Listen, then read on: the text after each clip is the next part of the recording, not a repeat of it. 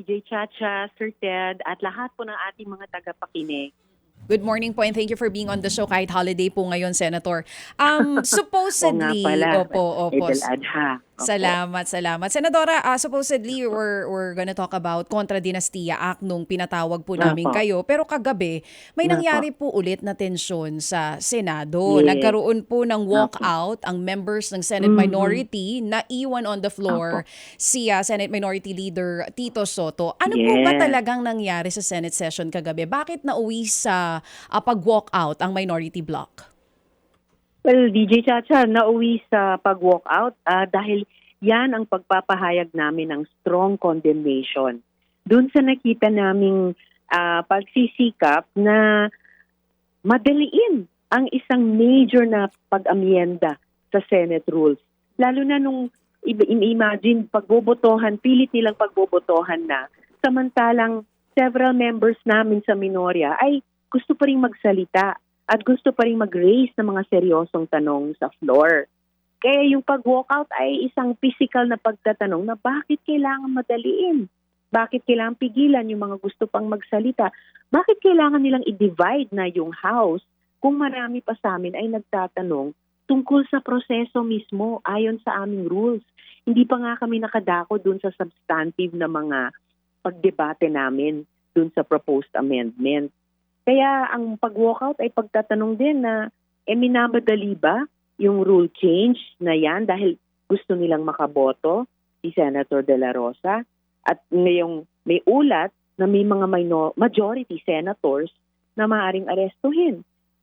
Nag-walkout kami, DJ Chacha, kasi yung nangyayari sa floor noon ay hindi na nagmumukhang orderly deliberation. Napaka-importante nung rule na yon at yung proposed amendment doon. Maapektuhan yung paraan kung paano kami mga senador ay makaka-attend sa sesyon, paano kami makakalahok sa mga proceedings, paano namin i-exercise yung mandate namin sa pamamagitan ng remote means. At yung napaka-importanting rule na iyan, napaka-importanting proposed amendment, dapat lang buksan sa healthy public debate sa halip na i-rush nila dahil lang may tyranny sila ng numbers. Oo.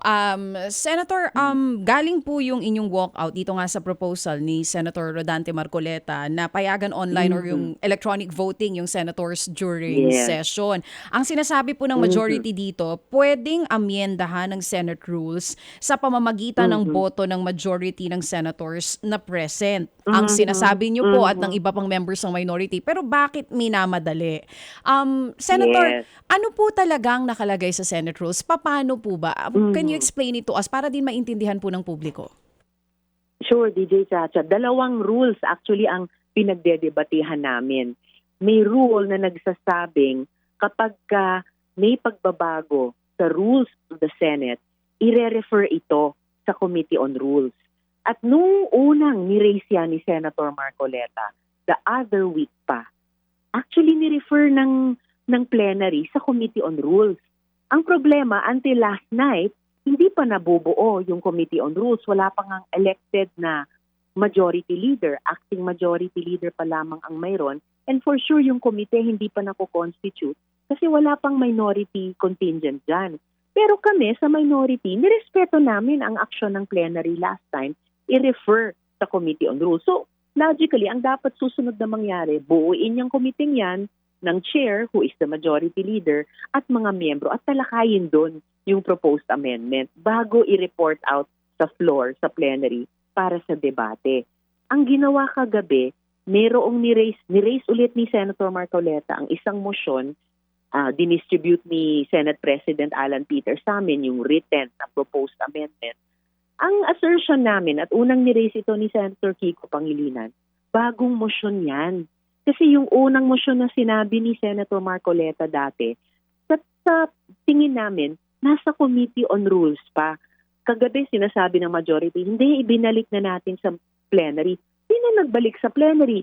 Kung ni-refer yan dati sa Committee on Rules, dapat ang Committee on Rules ang magbabalik niyan sa plenary. At para gawin nila yan, kailangan ma-constitute ang Committee on Rules, ma-elect ang chair niya, who is the majority leader, at aksyon na ng buong komite kasama ang minority.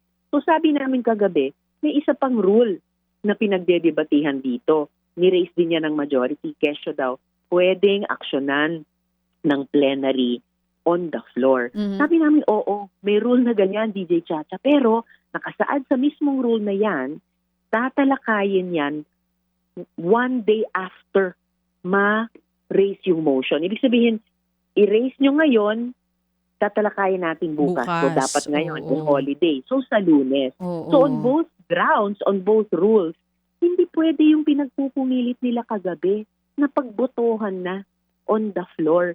Samantalang based on one rule, hindi pa nare-report back ng Committee on Rules sa plenary dahil hindi pa nga nabubuo yung Committee on Rules. And even based on the other rule, kailangan may isang araw na pagitan between raising the motion on the floor at yung pagboto dyan. So, wala silang panalo sa either rule. Mali sila on both rules. Oo. Yung po bang rule na sinasabi niyo, sinasabi ni SP Cayetano? Na pwede na pagbotohan agad? Yes, Oo. yes. So, hindi ko lang hawak yung rules book ko ngayon, pero isang higher numbered rule yon later in the rules, and tapos may earlier in the rules lower numbered rule na yun naman ang may kinalaman sa Committee on Rules. Hindi lang ako sigurado kung ito po yung Rule 51 na nakalagay. 136.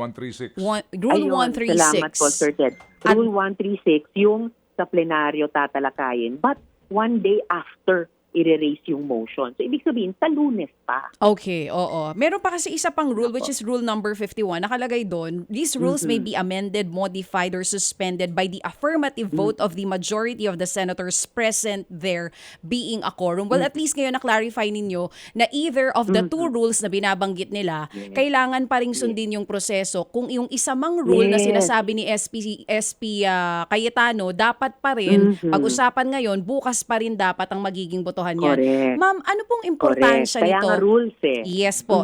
We're talking about rules. Ano ang importansya? Rules, dapat sundin. Yan. Ano po ang importansya na ipinahahatid nito sa publiko ngayon na may Senate rules pero tila parang binabali at ayaw sundin? Ano pong binibigay nitong mensahe sa publiko? Ang sama ng mensahe, DJ Chacha, na kaming mga mambabatas, gumagawa ng batas, gumawa ng rules para sa sarili namin sa Senado, kami pa ba ang babali niyan? At saka pa ito 3 linggo na itong ang daming nakabimbin na mga panukalang batas. Mas importante pa ba pilitin pagbotohan ang voting by electronic means? 3 linggo na kaming parang nagpapatintero sa floor tungkol sa mga issue na initially tungkol sa aming mga sarili. Hindi ba mas importante trabahuin na namin ulit yung mga issue na importante sa ating mga kababayan, lalo na't nagpapatuloy itong gera sa Middle East at saka oil crisis. So, please naman, gawin na namin yung aming mga trabaho. Tigilin na yung ganitong mga maling pamamaraan sa mga importanteng issue sa loob at sa labas ng Senado. So, para lang din malinaw, kasi ang sinasabi nga nung ilan, baka daw po kasi ayaw niyong pagbotohan dahil ang pakiramdam ng minority, kapag pinagbotohan ito ngayon, wala tayong numbers. Hindi po yun ang dahilan. You're talking really about the rules. We're really talking about the rules. At yan ang isang importanteng papel ng isang minority sa Senado. Kung sa bilang lang, kung boboto on partisan lines lamang, wala naman silang katatakutan sa amin. Kaya nga minority, mas konti kami. Pero titindigan talaga namin ang usapin ng rules dahil yan ay may importanteng implikasyon sa kung paano namin tamang dapat gawin ang trabaho namin. Hindi para sa aming mga sarili, kundi para sa ating mga kababayan, para sa ating bayan. And ni-raise na nga kagabi sa mainit na debate bago kami nag-walk out. Klaro naman na bakit nila pinipilit kagabi kahit ang dami pa naming rules-based and hindi pa nga umabot sa substantive questions. Dahil ba gusto nilang makapagboto si Senator De La Rosa habang iniiwasan niyang humarap sa batas? Ginagawa ba nila yan kagabi dahil may mga balita na mayroon pang mga majority senators na maaaring aresto? Ibig sabihin, gusto nilang ipilit, sabi nga ng mga kasama namin, i-railroad, i-ram down our throats. May isa pang terminong na imagery na nagamit kagabi. Dahil kagabi lang tingin nila may bilang sila para ipilit ang pag-amyenda sa rule kahit mali sa mismong rules namin ang pamamaraang ginagamit nila. at may substantive na problema sa pag-amyendang iyan. So, yun yung mga high stakes na meron kaming lahat sa kamay namin on the floor. Ilang beses ko narinig kagabi yung salitang minadali, and even sa inyo ngayon, Senator Risa, sinasabi niyo po yung parang Opo. minamadali. Nasabi din po ni Senator Opo. Erwin Tulfo ng punong-puno na rin yung Opo. emosyon niya na parang hindi lang kay Bato, maging dun sa mga senador na iniuugnay doon po sa mga sinasabing kakasuhan. Senator, ilang years na po kayong Opo. senadora dyan? Was this the first time na nangyari po ito No. sa Senado? Oh, well, hindi po itong first time na sinubukang bullet train ang isang majority. Pero kahit papaano, noon hanggang sa huli, may na-preserve na decorum as far as I can remember. Kahit in-exercise nila yung tyranny of the majority, tyranny of numbers, walang blatant na pagbali sa rules mismo ng Senado. Kagabi yung a new low, nasasabi ko the past 3 weeks, a new low na naman sa kasaysayan ng Senado. Kaya talagang, kaming minority, in a way, we voted with our feet. Literally, pinangatawanan namin yung aming disgusto sa blatant na paglabag sa sarili naming rules. Kaya tinanggal namin ang sarili namin physically sa floor para i-deny yung quorum para makaboto sa tingin namin sa maling paraan sa isang napaka-importanting issue. Naiwan na lamang si Minority Leader Senator Tito Soto para ilagay on record at sa presiding officer na kinwestiyon niya yung quorum at nanawagan siya, nag-motion to adjourn siya. Pinakamataas na motion para lamang ma-preserve namin ang rules of the Senate na at that very moment binabali. Planado po ba yung nangyari na ganun nga na maiiwan talaga si Tito Sen or si Senator Tito Soto on the floor just to make sure na yun pong hindi makakaboto talaga yung majority block? Paano po ba, Senadora? Well, how could we plan that? Bawat sesyon, tinatapos ni Minority Leader Tito hanggang mag-adjourn, sinasamahan ko siya, sinasamahan ng marami sa amin sa minority hanggang mag-adjourn. So, hindi kami nag-walk out para lamang sa isang simple o magaan na issue. But we were thinking quickly on our feet. Bilang minority na tungkulin po namin bantayan at siguruhin hanggat kaya namin na sinusunod ang rules at hindi binabali ang rules. At the last moment, the only way na nakita namin na hindi magamit pati ang sarili namin bilang sa quorum para amyendahan ang rules sa maling paraan at substantively mali, nag-walk out po kami. We were thinking quickly on our feet at proud po ako na mabilis at seamless yung aming coordination at kumilos kami as one. At least ganyan po nasasagot nyo yung ilan sa mga nababasa kong ini-issue sa mga minority senators. Another issue being raised is isa din daw po sa dahilan kung bakit nag-walk out ang minority senators ay dahil hindi nyo daw po masasagot yung ilan sa mga ini-raised on the floor nitong si Senator Rodante Marcoleta. Ano pong tugon nyo doon, ma'am? Ay, nako. Hintayin niya pag dumating pa sa substantive na debate dyan sa proposed amendment niya. Huwag naman siya minamaliit. Hindi lang ako karamihan naming mga senador na walang parehong professional background sa kanya. Pero excuse me lang, PJ Chacha, 1 dekada na po akong nagtatrabaho sa Senado. Bago niyan, 6 na taon sa House of Representatives bilang party list rep ng Akbayan. Excuse me lang po, sir, sabi ko sa kanya kagabi, nag-aaral po ako all this time. At nag-take exception lang talaga ako dun sa nabitawan niyang mga salita tungkol sa magkaiba kami ng professional background. Hanggang sa huli, who had the last say? Minority Leader Tito, na wala ring parehong professional background ni Senator Marcoleta, pero ipinakita ang mastery sa rules. Precisely nung kinestyon niya ang quorum at nung sinabi niyang nag-motion siya to adjourn on the basis of his question of quorum. So ito po nakikita namin nakalat ngayon online na nag-uusap kayo, medyo malapit na sa isa't isa. Ito mismo rin yung binabanggit nyo at sinasabi nyo sa kanya, hined-on nyo siya na hindi dapat ganun yun nangyari. Tama po ba ito? Talaga. Nauna ng mag-raise ng point of order si Senator Erwin. Sabi niya, ad hominem yung ganyang klaseng sinabi. Sinuspend ang session, nagpatuloy pa rin siya. Magtalumpati sa gitna ng floor. So talagang nilapitan ko siya. Sabi ko, sir, pa nga ang tawag ko sa kanya the whole time. Sir, mali po yan. Yung sinabi niyong kasi wala akong legal background kaya hindi ko maiintindihan itong sinasabi niyo. So, sir, nakakaintindi ako. But I take exception dyan sa sinabi niyong dahil wala akong legal background, hindi ko maiintindihan. Alam niyo, DJ Chacha, yan ay argumento ng may mahinang argumento.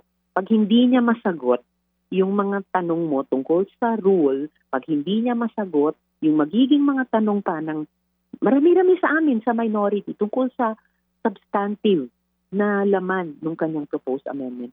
Ayan, alam niyang mahina ang argumento niya, magre-resort siya sa mga ad hominem attacks. Yan ang pinakamababaw na argumento.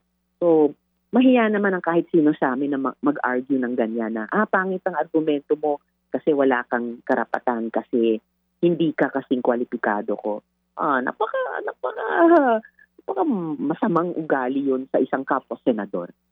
So you're ready to debate on the floor dito po sa proposal ni Senator Rodante Marcoleta na payagan ng mga senador na makaboto during session with justifiable reasons. Handa po kayong sagutin kung ba't hindi ito dapat mapayagan. I am very ready. Handang-handa, DJ Chacha. Handang-handa ang minority.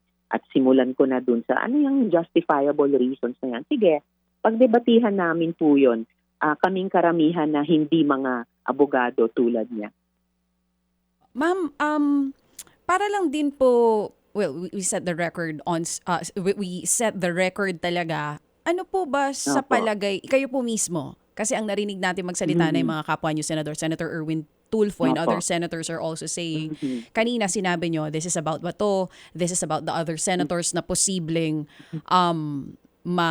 mahuli o makasuhan ng plunder, may kinalaman sa flood control scandal. So, ano po iyon? Railroading the rules para po umayon? Paano po? Paano nangyayari ngayon talaga? Help us understand. Sure po.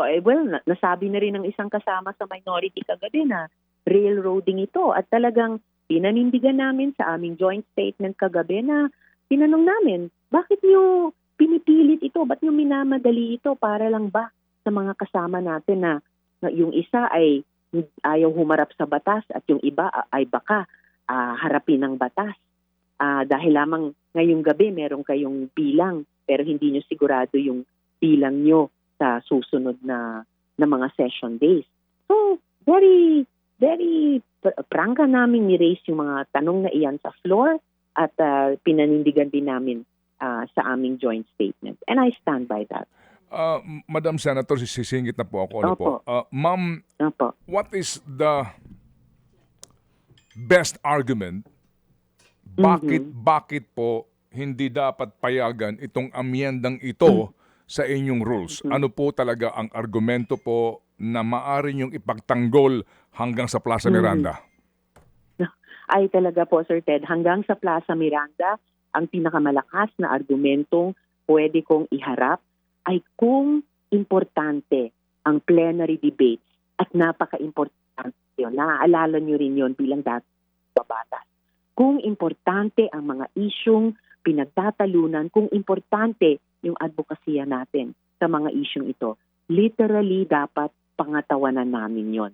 Physically present po kami doon dahil wala namang national emergency o international tulad ng pandemic na nangyari noon. Wala namang force majeure sa kasalukuyan para kailanganing ulit kami ay lumahok at bumoto via Zoom or other electronic means. Plus, historically, ang dami ng mga president na mga dating senador na humingi or hinilingan ng mga kasamang senador sa pamamagitan ng resolution na makaboto online, makaparticipate online. At bawat isa sa kanila, and immediately I can think of 3 already, hindi po pinayagan. So ano po ang napaka-espesyal ngayon na kailangang ipilit talagang baliin yung rule namin? Well said, ma'am. Ano po sa inyong binabanggit na argumento? If I may just interject, Madam Senator, bilang mamamayan, ano po, Senator, Opo. Hindi kaya din ang pinakamagandang argumento rito sa kapakanan ng mga manggagawang Pilipino dahil ang pangkaraniwang manggagawang Pilipino have to be present sa aming Yes, trabaho. exactly. Opo. Di ba, ang dami nating kababayan na arawang sumasahod. Pag hindi pumasok sa trabaho, kaltas ang sahod. Saan na niya kukunin yung pangpakain sa pamilya sa araw na yon? Kaming mga senador ay sinisweldohan ng buwis ng mamamayan, ng pawis ng mga manggagawang araw-araw kailangan pumasok kahit may sakit, kahit gutom. Kasi pag hindi sila pumasok, pati pamilya nila magugutom. Can we do any less, Sir Ted? Diyos ko naman. At the very least, pantayan namin kung hindi man dapat nga higitan namin ang disiplina, ang sakripisyo, ang pagpapagod beyond the point of human exhaustion ng ating mga kababayan. Diba? Oh, well, I just have to, sorry mama, to kumbaga, Opo. to raise our input as taxpayers kasi Talaga po. what is so special with you people Exactly. na kami ho ay obligadong to be physically present sa Correct. aming mga trabaho pero kayo pwede kayong pa-online lang lalo na po sa mga usaping importante para sa bayan. Diba? Talagang hindi Hindi talaga katanggap-tanggap yun eh. Kumbaga, mas privileged na kami kaysa sa karamihan ng mga tao. Tapos kami pa ang ibe-baby, kami pa ang papaboran. No. To whom much is given, much is required. Ganun din ang rule kahit sa civic na buhay. Bukod sa usaping pananampalataya, sa civic na buhay natin dito sa ating republika, di ba? Mas marami ang ibinibigay sa amin, pues mas mataas ang responsibilidad namin. At hindi pwede kaming humihingi ng pabor sa mamamayan na ang dami ng ibinibigay sa amin. Okay, Madam Senator, ito opo. Nangyari yung pong pangingibabaw nung motion ni Minority Leader simply because nawala na sila ng numero, no? Kaya nga obligado mag-adjourn. Pero sa inyong pagbabalik sa Lunes, sigurado po na sila ay kumpleto sa 12. Tama? Opo. Kayo po ay 11, right? Okay. Opo, right. Pero kung pupuntahan ko, I will quote the Honorable Senate President dito po sa inyong debate kahapon at argumento. Kasi nga, hindi ho naman din maitatanggi natin ang kanilang karapatan to raise their point, no? Regardless if you agree or disagree, right? That's it, right? Tama, right. Okay. Right, it is. Yes, opo. And then, doon na lang yan sa presiding officer kung anong kanya magiging ruling. Pero ito, babasahin ko ha. Ito po yun. Regardless kung ang tingin nyo sa kanila po ay mali, no? Pero ito ho kasi ito ho din kasi ang naging gawi na sa Kamara de Representante, no? For the longest time, ito ha, babasahin ko. Sabi niya, in this institution, when we disagree, we vote. If you think we violated the rule, then we go to court. They are out of order. All right? Okay, by insisting there's another rule except for 136. So, we vote on it by dividing the House. So meaning, at the end of the day, baka tangkain nila na pagbotohan ito kasi nga, kung may reklamo kayo, magreklamo ka sa presinto. Kung hindi ka satisfied dito, at the end of the day, mas makapangyarihan ng plenaryo at pagbobotohan natin ito. So anong take nyo doon? Well, ang take ko dyan ay wag na namin itapon yung dapat trabaho namin sa korte. We are fully empowered sa rules namin i-resolve yung mga conflicts tulad nito. Basta sundin ang rules.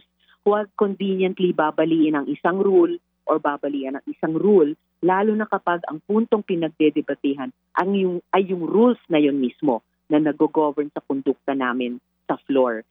Kung meron pa rin silang majority sa numero sa Lunes, tingnan natin. Very agile po yung minority namin para following the rules, magdebate pa rin. Hindi pa nga namin nare-raise yung mga substantive issues namin tungkol sa proposed amendment ni Senator Marcoleta sa rules namin. So, tingnan natin kung anong mangyayari sa Lunes. Mhm. Basta kami sa minority ay laging magbabantay. This should always be done by the rules. At hindi niya pwedeng sabihin na out of order kami. Kasi precisely, we were raising the point of order na hindi pa kami tapos magdebate tungkol sa rule, sa procedure, so kung ano yung tamang proseso. Lalo na, Sir Ted, sa napaka-importanting isyong ito. Hindi po pwedeng madaliin, lalo na ayon dun sa isang rule na sila mismo ang nagsasite, dapat 1 day before pagboto, inipresenta yung proposed amendment.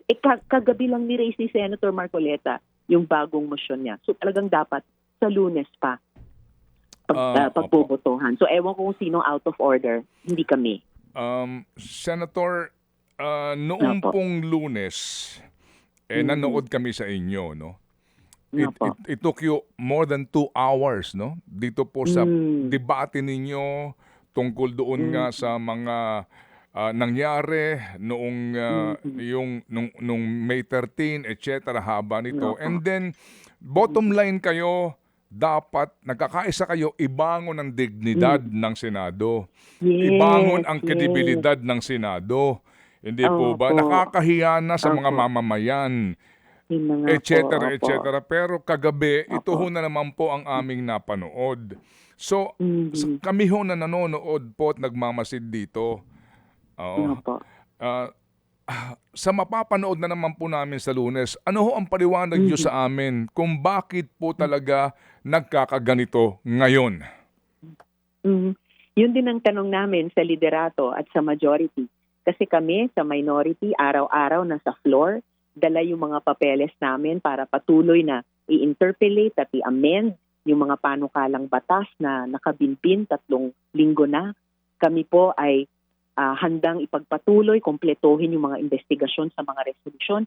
In a few months, handa na naman kaming makipag-budget debates para sa isang mas transparent and accountable na budget. At nanupa na rin kaming lahat bilang senator judges. So, naghahanda na rin po kami sa minority para sa impeachment trial.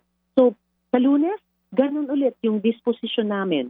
Bababa kami sa floor, handang-handa para sa sesyon at na after 3 weeks na ganito ang mga nangyayari, na isulong na namin ang dapat na trabaho namin para sa mamamayan. So, ganun pa rin po, Sir Ted, ang magiging disposition at work ethic namin sa floor. Kaya Opo.